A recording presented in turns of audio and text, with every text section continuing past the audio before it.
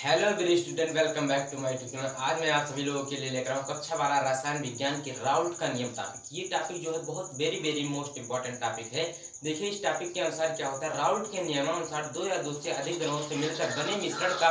वाष्प दाब जो होता है निश्चित ताप पर, वो उस मिश्रण में उपस्थित विलय के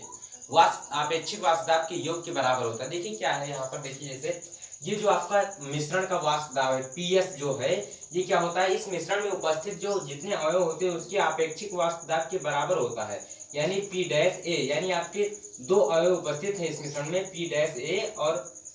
पी डैश बी, यानी दो अवयव आपके उपस्थित है इसमें, तो इन दो अवयव के वाष्प दाब के योग के बराबर होता है क्या, मिश्रण का वाष्प दाब। तो यहाँ से देखिए आप, सबसे पहले आप देखिए, मान लीजिए आप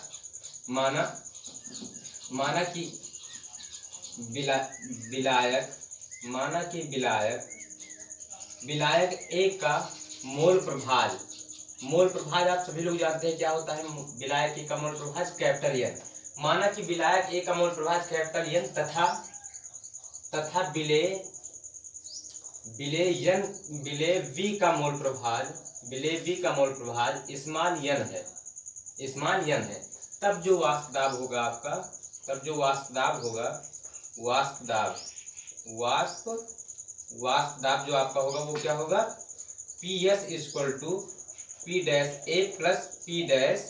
बी। अब देखिए आपको क्या करना है, P dash A equal to होता है, यहाँ पर आप देख लीजिए P dash A equal to होता है, पी डैश ए क्या है, आंशिक दाब है, तो आंशिक दाब इक्वल टू होता है जो शुद्ध विलयन का दाब होता है वो, और गुणे विलय का मोल प्रभाज को आप सभी लोग जानते हैं कैपिटल एक्स से लिखा जाता है। यानी ए का मोल प्रभाज, यहाँ पर जब आप ए का आप आंशिक दाब लेंगे तो ए का शुद्ध वाष्प दाब होगा और उसका मोल प्रभाज होगा। इसी प्रकार बी का होगा P dash B equal to क्या हो जाएगा,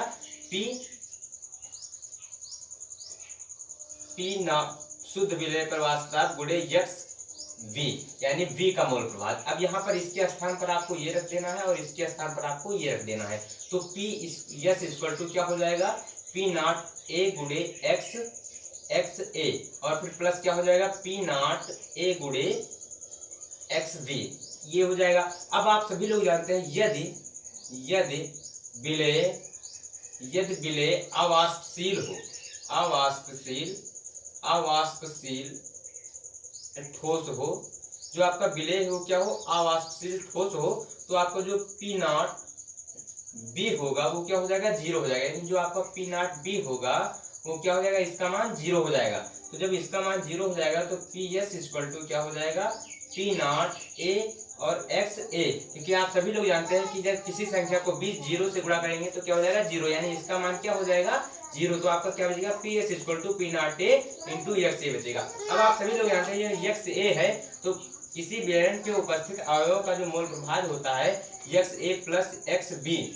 इक्वल टू आप सभी लोग जानते हैं एक होता है। तो यहाँ से यदि जब हम यक्स ए का मान निकालेंगे तो क्या हो जाएगा, यक्स ए इक्वल टू 1, और ये इस तरफ प्लस में हो तरफ जाएगा तो माइनस हो जाएगा यक्स बी, यानी 1 माइनस क्या हो जाएगा, 1 माइनस एक्स बी, ये आपका प्राप्त हो जाएगा। तो यक्स के ए के स्थान पर हम ये रख सकते हैं, तो यहाँ पर आप रख दीजिए P S equal to P not A, और यक्स के स्थान पर क्या रख दीजिए, 1 माइनस एक्स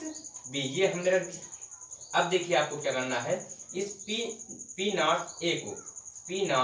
ए को इसमें गुणा कर दीजिए, तो पी नॉट ए को जब एक से गुणा करेंगे तो पी नॉट ए हो जाएगा, फिर पी नॉट ए को जब एक्स बी से गुणा करेंगे तो क्या हो जाएगा, P not A into X B, ये प्राप्त हो जाएगा। अब आपको क्या करना है, ये पी नॉट ए इस तरफ प्लस में है, इस तरफ आएगा क्या हो जाएगा, माइनस में हो जाएगा, तो इसको इस तरफ ले आइए, तो पी एस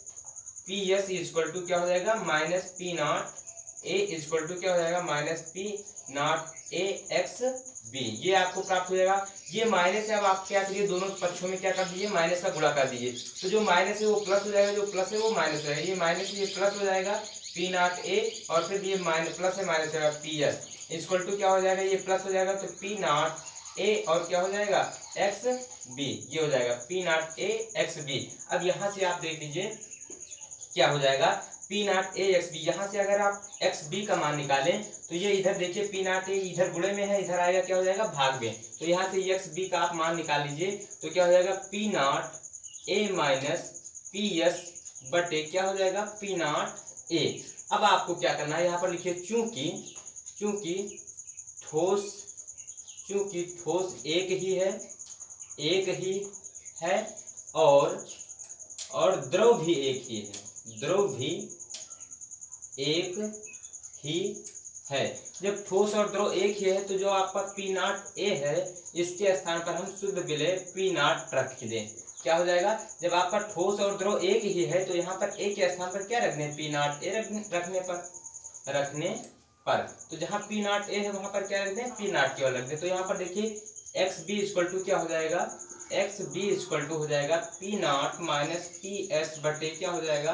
पी नॉट। ये आपका क्या हो गया, ये आपका जो राउल्ट का नियम था इसके अनुसार आपका ये समीकरण प्राप्त हुआ। अब यक्स बी आप यहाँ पर देख रहे हैं तो बी क्या है, ये आप सभी लोग जानते हैं कि ये क्या है, मोल प्रभाव है बी का। बी क्या है, विलेय है। तो यहाँ से विलेय का यदि मोल प्रभाव लिखेंगे तो एन बटे small N plus capital N हो जाएगा, क्योंकि आप सभी लोग जानते हैं किसी अवयव का यदि मोल प्रभाव निकालना है तो उस अवयव का मोल बटे विलयन का मोल, तो विलेय और विलायक को मिलाकर विलयन प्राप्त होता है। इसलिए विलेय और विलायक के मोल को हम जोड़ लेंगे और ऊपर विलेय का मोल लिख देंगे, तो ये आपको मोल प्रभाव प्राप्त हो जाएगा। तो ये बी का मोल प्रभाव और बेटे क्या हो जाएगा, P not minus P S बटे क्या हो जाएगा, पी नॉट। ये आप राउल्ट का नियम इस प्रकार भी परिभाषित कर सकते हैं कि जो विलयन का आंशिक दाब होता है वो किसके बराबर होता है, विलेय के मोल प्रभाव के बराबर।